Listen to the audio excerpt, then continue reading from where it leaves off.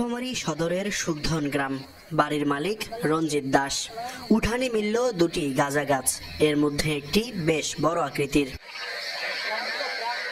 গাজার বড় গাছটি 10 ফুটেরও বেশি উঁচু, ছড়িয়েছে ডালপালা, সেটি ঠিক বাড়ির উঠানে। অপরটি ছোট আকৃতির, টয়লেটের পাশে।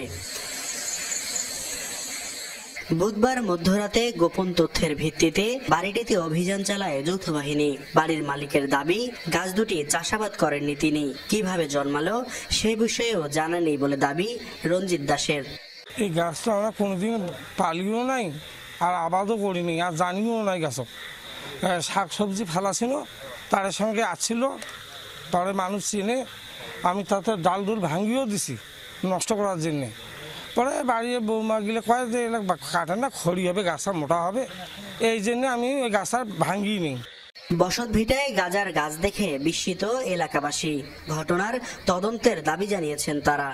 আমরা সবাই মিলে, পুলিশ, সেনাবাহিনী, আমরা গণ্যমান্য ব্যক্তি সবাই মিলি এই গাছগুলোকে উঠাইয়া আমরা থানার হেফাজতে দেই। কে গাছ রোপণ করছে তা এলাকাবাসী অবগত নয়, যে রোপণ করে থাকে তার দৃষ্টান্ত শাস্তি হোক, এই কামনা করি।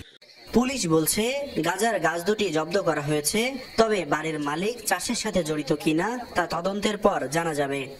এই ঘটনা কাউকে আমরা আটক করি নাই।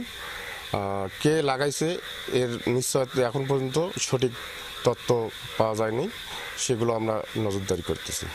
মাদকদ্রব্য নিয়ন্ত্রণ আইনে গাঁজা চাষ, সেবন ও বিপণন নিষিদ্ধ।